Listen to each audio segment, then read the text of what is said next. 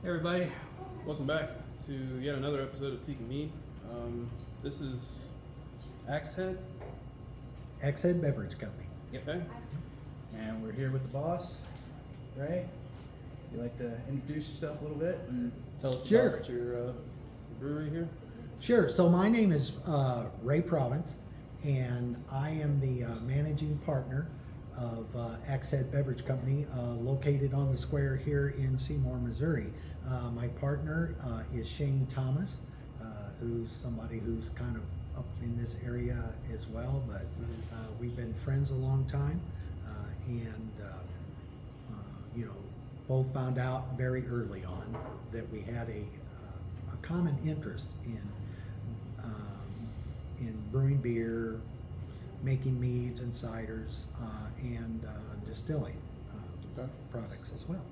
So Axehead started for us in a journey about 4 years ago now, when we were starting to look around, try to figure out where we might like to be, and then ended up coming out here to Seymour. Seymour's going to be one of those towns that will ultimately end up engulfed into Springfield, Right. quite a bit, as Rogersville and some Diggins and others start moving out this general direction. Right. So for us, it was an opportunity for us to have that kind of small town feel that's in this beautiful square that we have here, and be able to get out here a little bit ahead. So we acquired 2 buildings out here, and we've kind of been moving from that point onward. All the beer, all the cider, and all the mead that is in-house here at Axehead Beverage is all made here in the building. wow. Very nice. So we are in that sense a micro brewery, micro meadery. Ultimately, in a phase that will come for us a little farther down the line, we'll also end up opening a micro distillery Very here, nice. here in town too, to do some other wonderful fun things down the road. But we decided, project-wise, we wanted to start off with the things we felt most comfortable with. It made it a little more economical for us to get the business going. Part of our philosophy's been we didn't want to go out and make big investments and get lots of loans. We're very fortunate in that we own our buildings, we own our equipment, so it just makes things a little bit easier on us as well, to be able to grow into this community. So we're now into year 2 of being opened here on the square, so we're excited about it. We've got our second Apple Festival for the city of Seymour coming up. We just finished the Jeep show that happens out here with the s'more folk that are part of our town, so Okay. very excited about those things.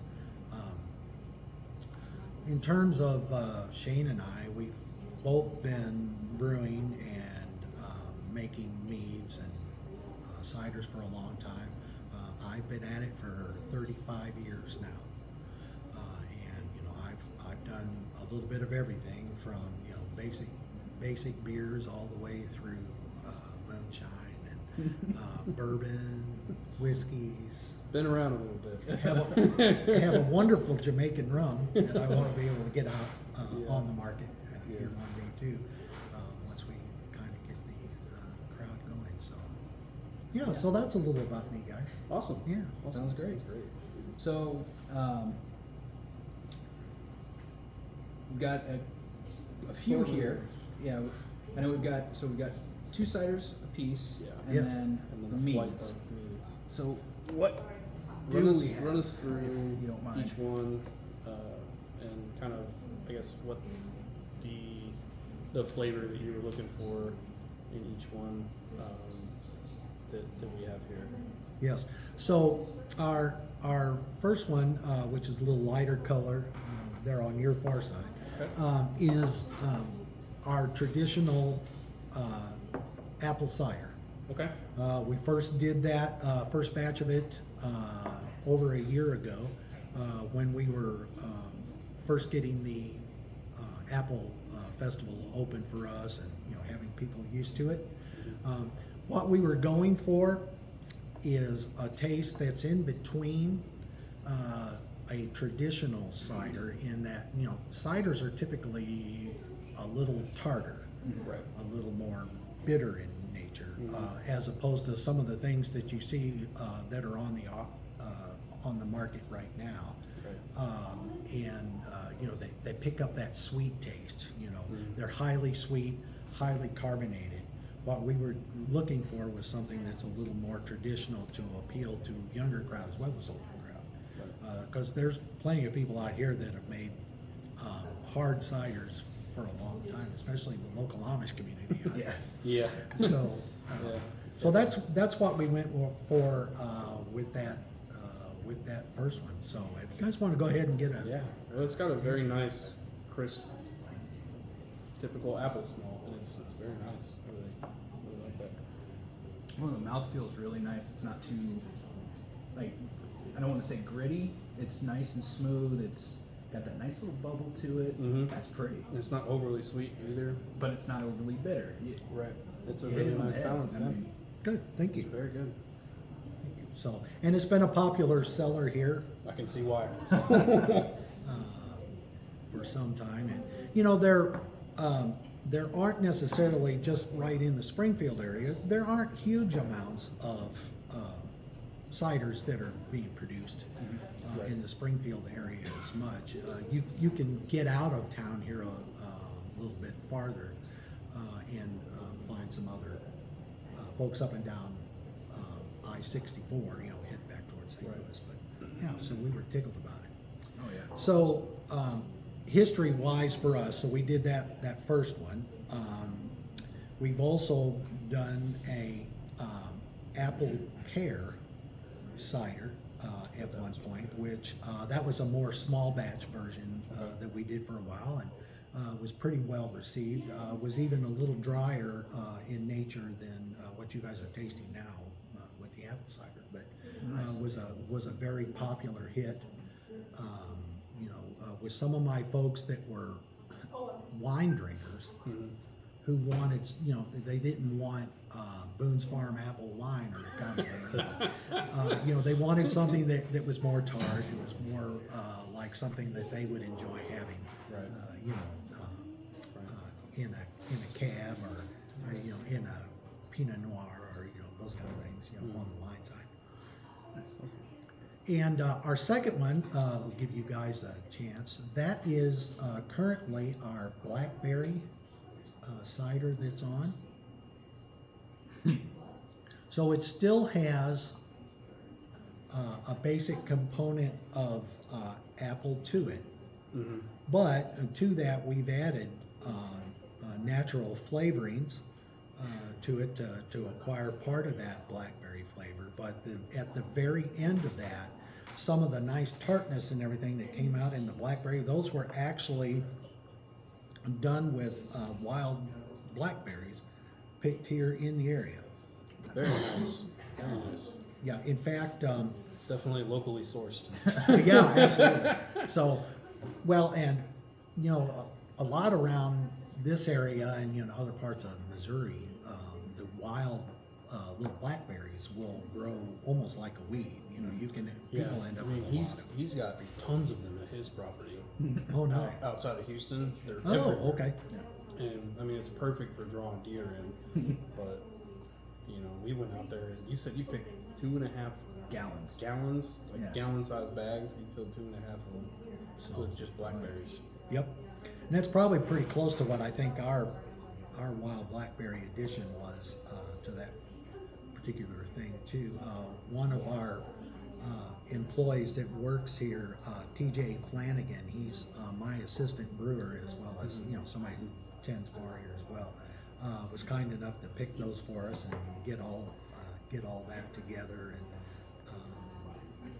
to be able to cook it down. So from a technical standpoint, all of those blackberries being wild, you have to homogenize them to some degree.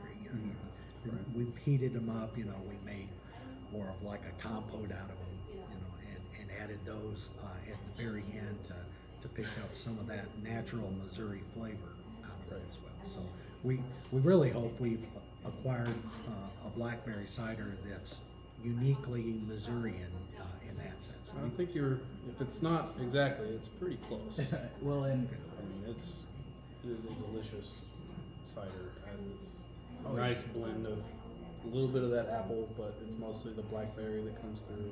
It's a very nice. and it's overall not that flavor. artificial flavor. It's kind of like how you get with some of the strawberries and things like that. It's Yeah, pure. It's here, yeah, and that's a huge thing. yeah.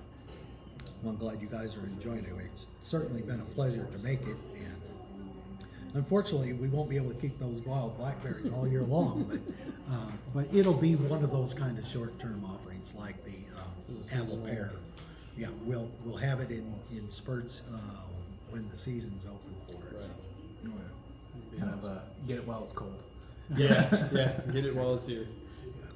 Now, ultimately, I think once we really finish up and start the phase of being able to allow people to take our product out of the building, we'll certainly be offering our regular apple cider at that Sure. point. That'll be something that'll come down the line. Some of the other special stuff, you're just going to have to come out here and Get it yourself. yep, and visit us. Heck yeah. Okay. Awesome. Alrighty, so we're on to meads now. We've got 4 different ones here, and I think you were saying the traditional is the Freyas, correct? That's correct. So, a little with the history. So, the Freyas is just a natural mead for people who might not know that could end up watching your broadcast. Meads are a honey wine. Mm-hmm. They're made with water and yeast and honey. And from there, it derives into other things. By adding fruit to it or seasonings to it. You have all kinds of interesting things that you can end up with other classes of meads that can come out of it. So we really wanted to make sure we nailed our first one. So our first one's called Freya's Mead. It's named after the Norse god of mead, amongst other things. But she was kind of the warrior god, and so we wanted to try to live up to something that would come out lovely for her. So just a simple mead. If you guys want to try that one now, so for you it's going to be on your far side there, and for you right there. Yeah, there you go. This is a very nice color. Oh.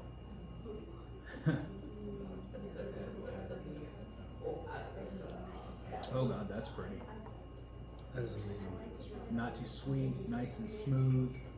What kind of What kind of honey did you use to make the mead with? The honey in this particular mead is something that we brought in from a commercial. We wanted something for people to try in the beginning that would make a decent mead, but then would also be a bit cost conscious for us to be able to serve that for the people here. So we still are digging and looking and trying to, a year in to get into the local Missouri market to find out, just exactly how much honey is being produced here locally. And at some point, we'll put something on that'll be local honey wine as well. So Nice, very nice. Yeah, that's it. Beautiful flavor. What's it coming in? You know off the top of your head what's coming in on for alcohol wise? yeah, it came in at around 7 to 8%. So It's pretty solid. yeah, and ultimately, when we get into bottling mead, we'll have some that will do it larger alcoholic content with that. But yeah, that's a comfortable one. It's Yeah. tastes good, and we try to be conscious of the alcohol content for our customers too. Sure. We want everybody to have a good time. We don't want anybody to get in trouble on the backside. Yeah. Definitely appreciate that one. Yep. So I have a question. Do you use a different type of honey for each mead that you make, or do you use the Freyas as a base for everything and then kind of add to it from there? Really, that's an interesting question piece in itself. But for the most part, it's the Freya's mead that then gets turned into some other things with the addition of flavorings, and Okay. one of them that we got coming up, it'll have apple in it. Oh, nice. Okay. Very nice. We do some the basic ratio for what we add is that way. And right now, it's all our sourced honey coming in. Very nice. Nice. Yeah. Okay. All right. So let's move into your second one there. Yep. Okay. I love the color. It's Yeah, it's a very nice kind of amber color. Was this strawberry? Yes.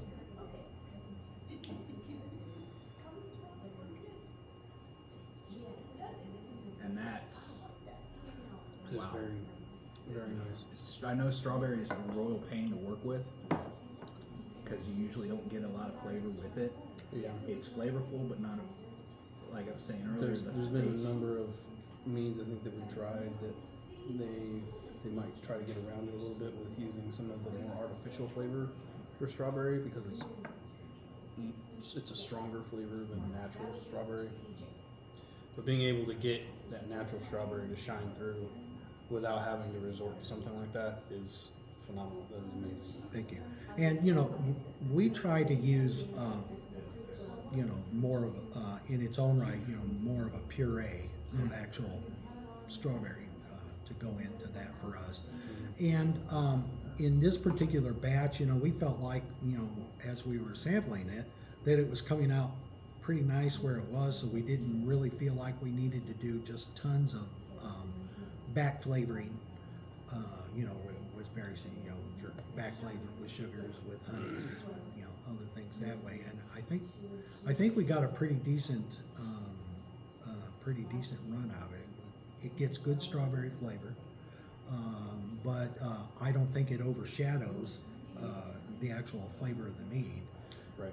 And ultimately that'll probably be one we'll want on too, because by the time that ages 3 to 5 years, it should be about sublime in terms of mead age at that particular point. But yeah, we're pretty pleased with it, and that was a fairly recent addition for us that we put on in our mead line.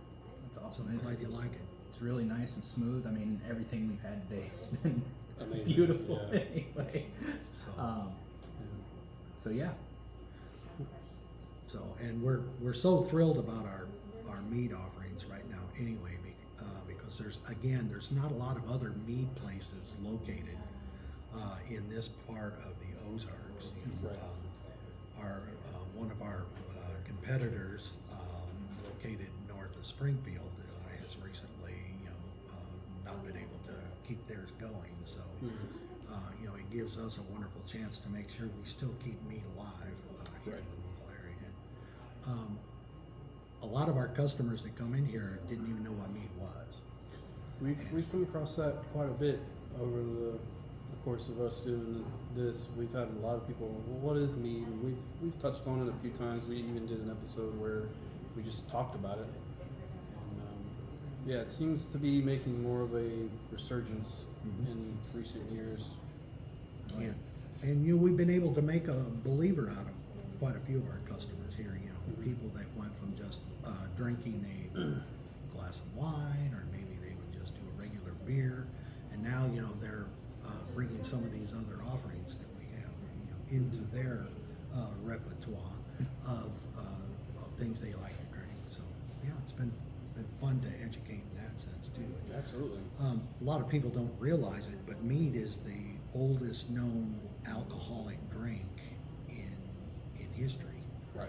It goes all the way back to the Egyptians, thousands of years ago now. So I'm glad that we can keep that tradition alive. Right. Oh yeah.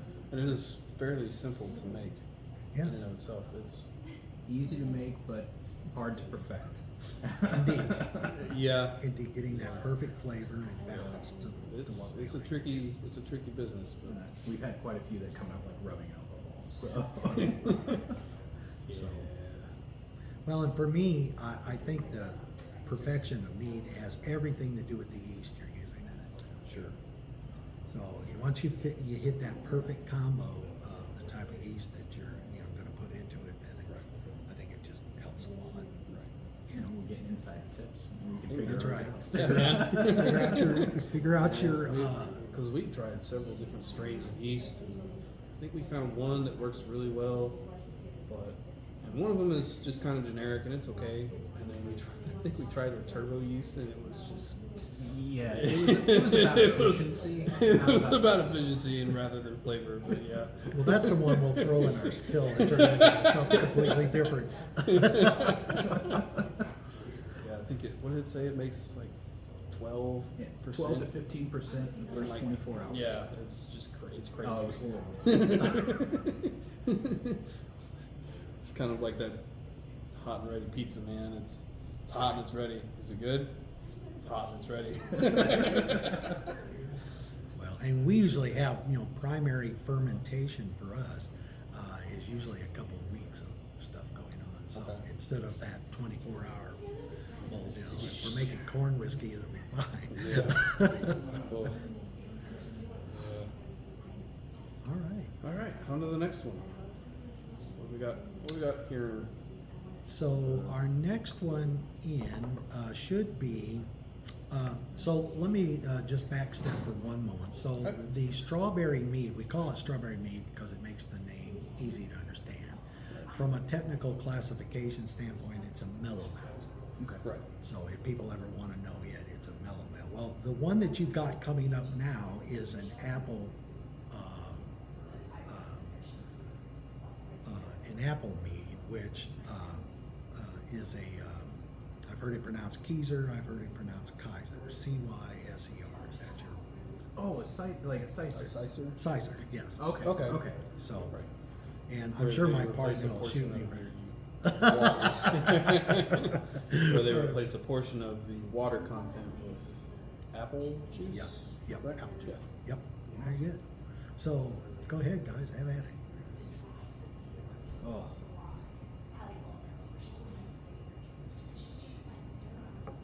That one we've had aging for a while now too. Aging puts. that's dangerous. Yeah. You don't taste the alcohol at all. It's just It's got an entirely different flavor from the way that it smells. yeah. It smells a little, to me, it smells a little bit bitter at the beginning, but it's actually pretty sweet when you actually get into it, which is a very nice surprise. Well, and if you take a sip, hold it in your mouth, kind of play with your tongue a little bit on Yep. it. Get a little more of the mouthfeel that's out of it. Very good.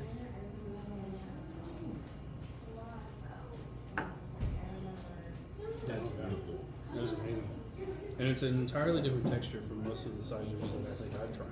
Yeah. Most of them tend to be Chunky. either that or very kind of thin, like a thin mouthfeel, but very carbonated. And this one has more of a thick honey coating texture to the inside of the mouth. It's very nice. Yes. Has a very nice lingering taste. Oh yeah. Yeah, that one. That's amazing. Yeah.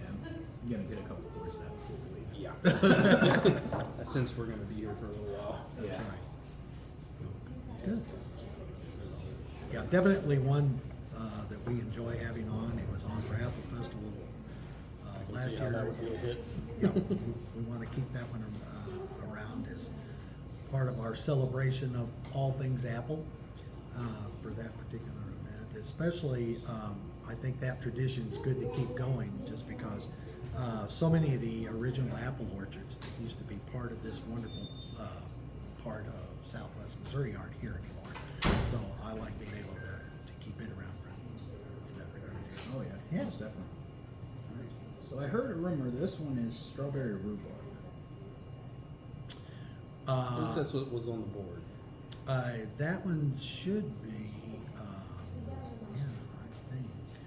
I was trying to remember which one was on there. It should be strawberry rhubarb. Either that or it's our, I might have flipped the glasses on you guys, I'm not sure. Nope, that's the rhubarb. Yep. Yep, that's rhubarb.